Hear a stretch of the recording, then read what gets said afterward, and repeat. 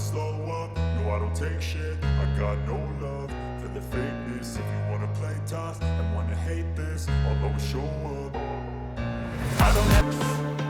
Welcome back to the Football Muse podcast. I'm your host Kelvin, and today we'll be doing more of an educational style video. I'll be trying to kind of elaborate what managers are set to do in the technical area or the dugout, what rules kind of govern them, what keeps them in check, and if they violate these rules, what happens to them. So literally we'll be diving into the hot seat, trying to uncover what a manager should do, what a manager shouldn't do. The pros call this the technical area. Hopefully at the end of the video you'll be able to decipher what a manager should do, and if you don't see your manager at the dugout, what happened to him, and maybe just maybe you will have more understanding of the rules that govern the game.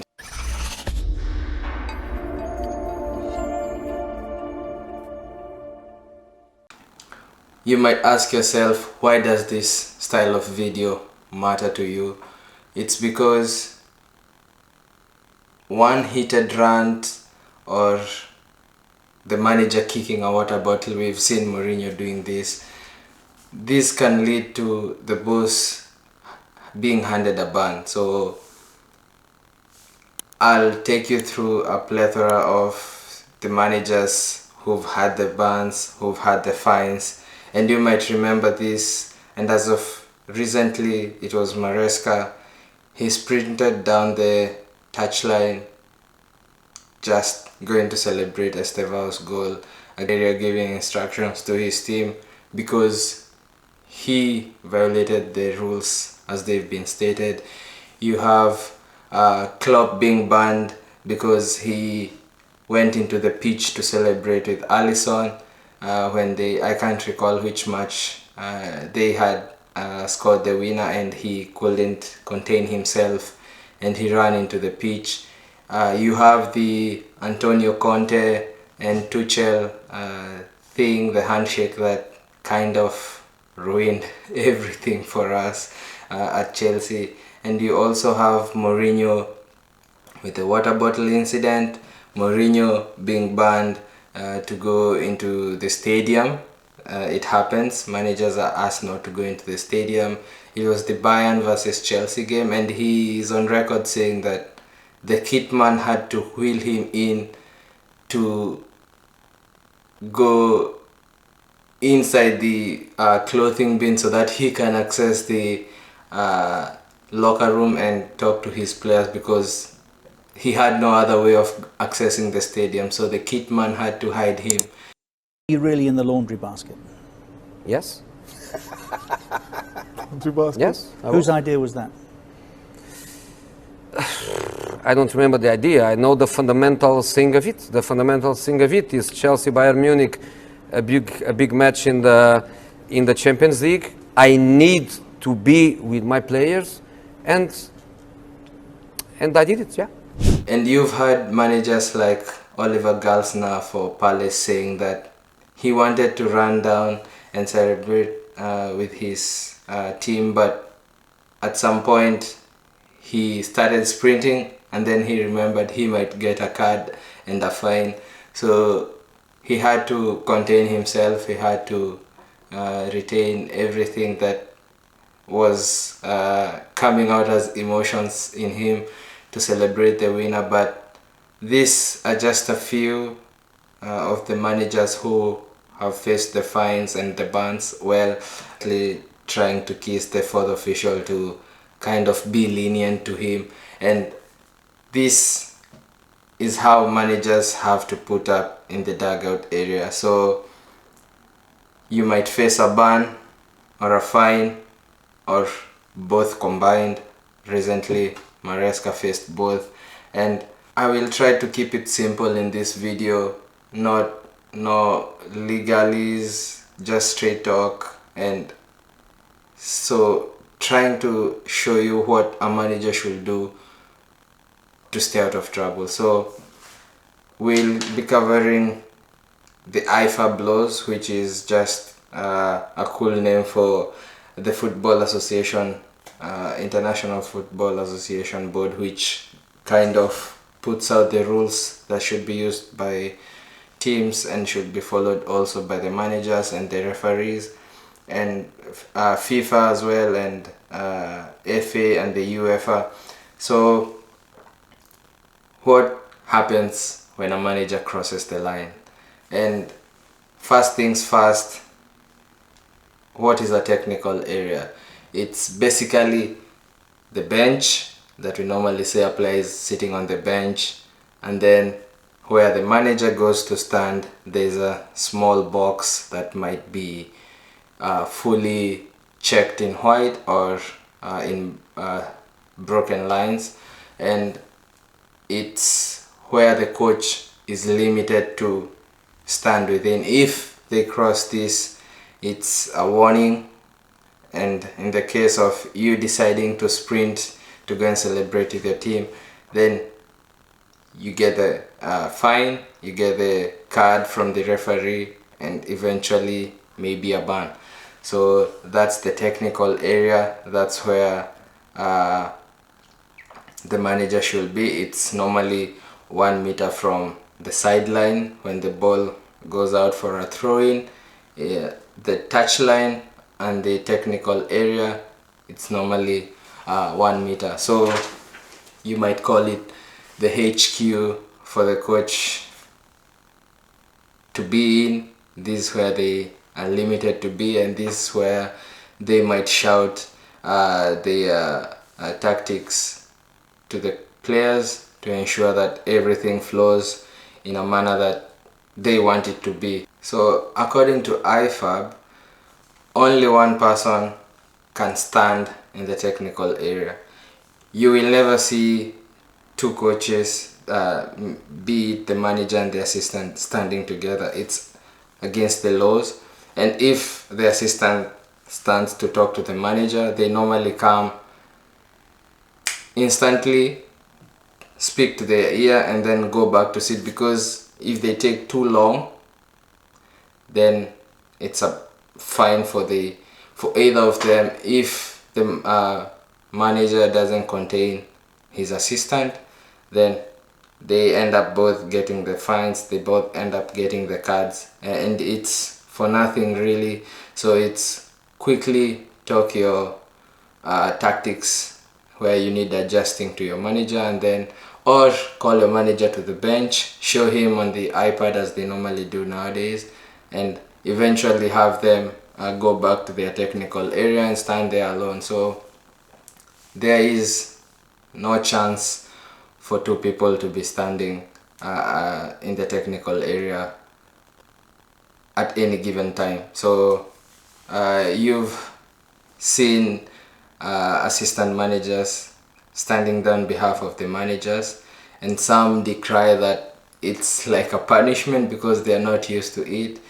To be a full manager, you must have completed your UEFA A license, but your assistant managers normally have the UEFA B license, so they have not been trained into actually standing at the dugout, at the technical area, and they normally end up saying that it's kind of a punishment. As Willy Caballero said, I feel like Maresca should never put me in such a situation again, because you have to also go do the post-match conferences, and if you're not good with interviews, then you'll end up effing it up for your team. So the IFAB Law 12, it normally states that there is a set tone for misconduct, and it's all about respect. If you as a manager can't contain your emotions and you end up hurling bad words at the referee then, or your rival manager, then you are bound to get the yellow card or the red card. And in any case that it's one of your assistant coaches going against and hurling these bad words to the rival coaches, to the referee, they are bound to get a fine or a ban.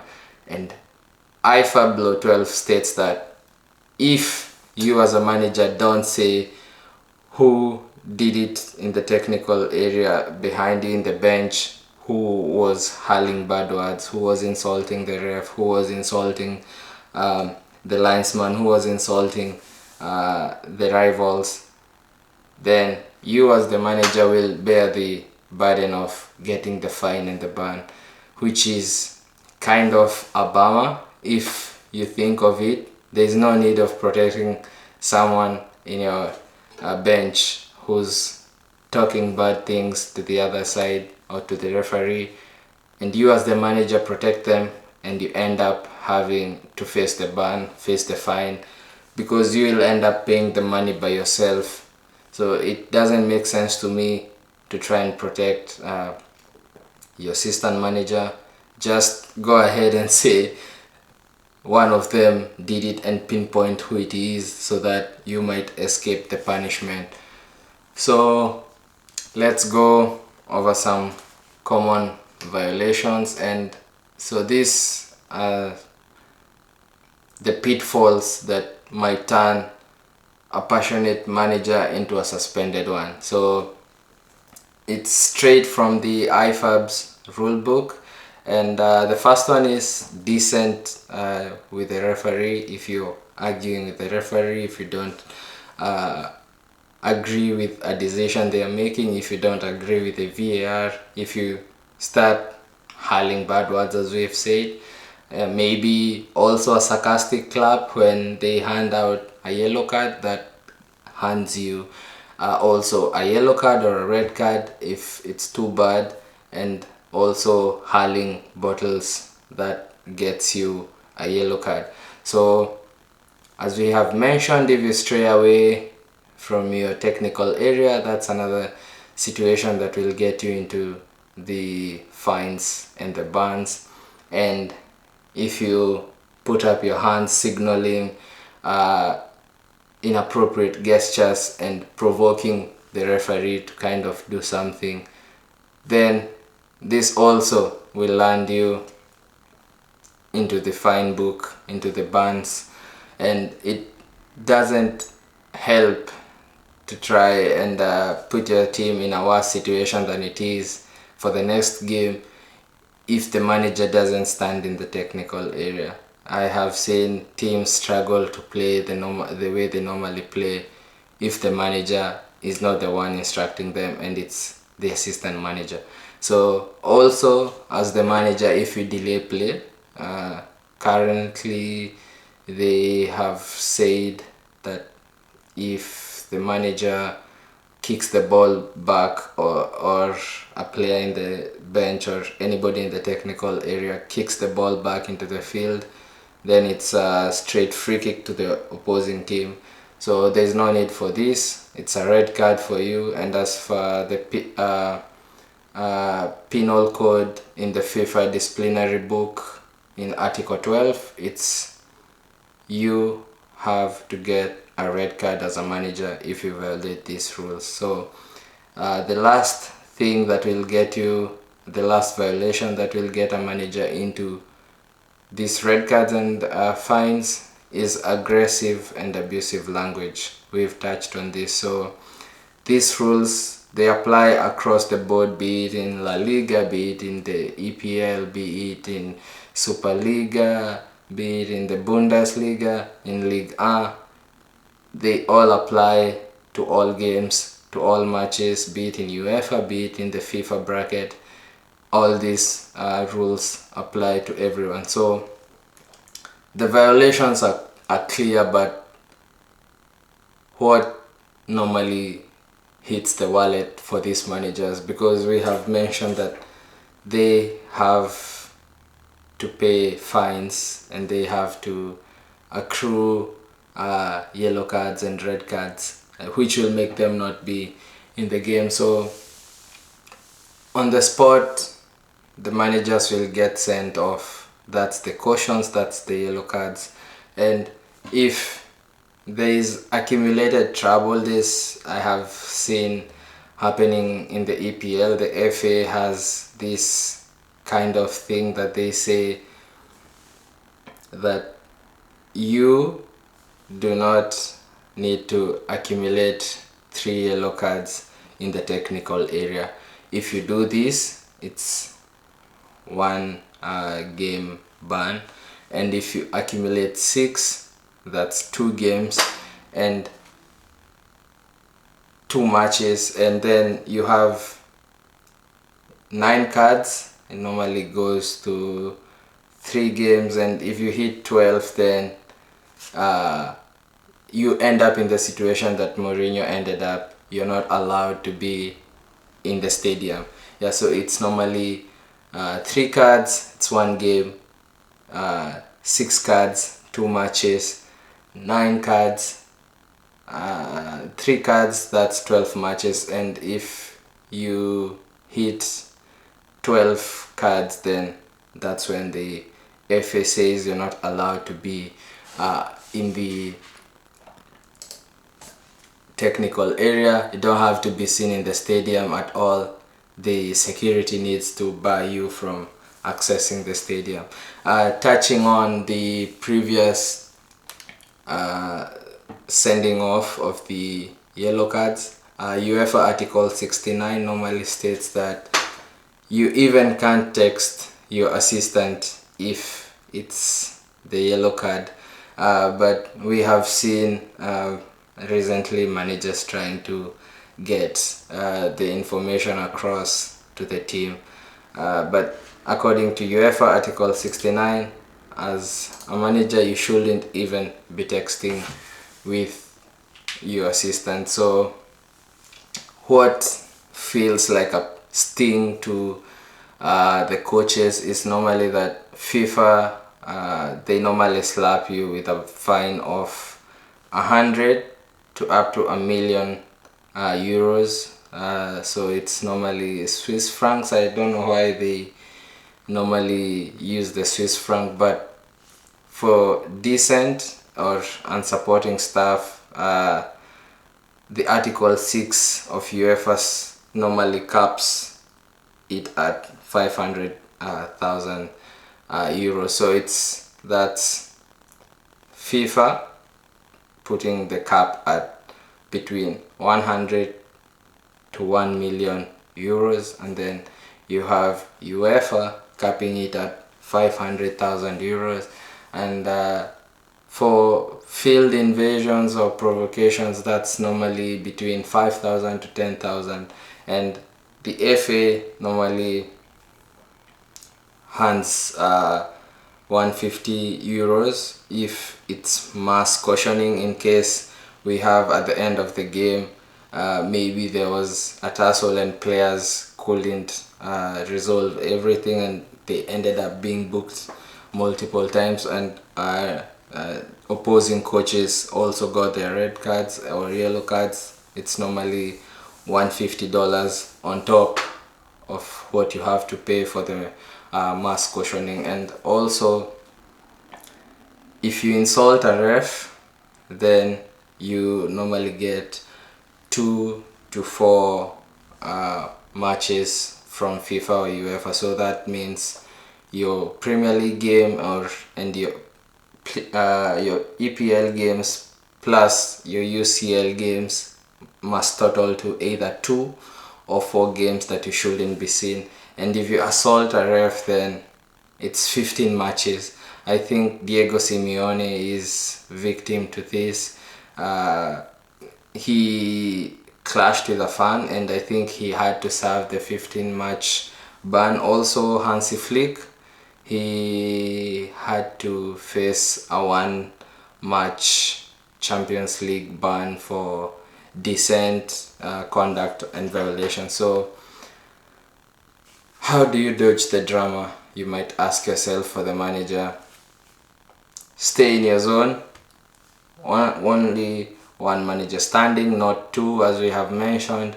Channel your passion in a positive way. Don't bash the ref, because that's a card coming your way. And if you're fuming, as we always say, breathe and then go just chat to the fourth official in the Pep Guardiola way. Try to kiss them on their cheeks and see if they will calm down and you won't get the card. And also know your league's tally so that you might not accumulate the cards. As we've said, if you have 3 cards, then that's 2 matches and all that. And you have to lead by example as the manager. These players are following you, so lead them by example. Show the bench that you are someone who is responsible.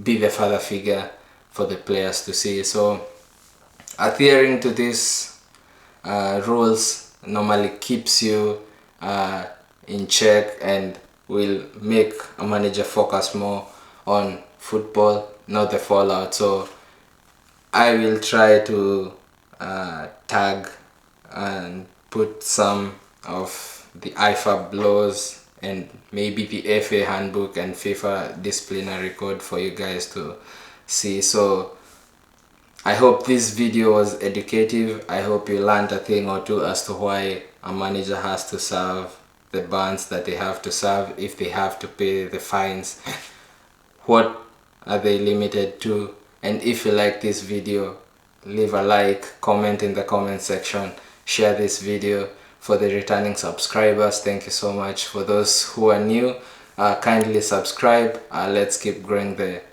community. Till next time, peace.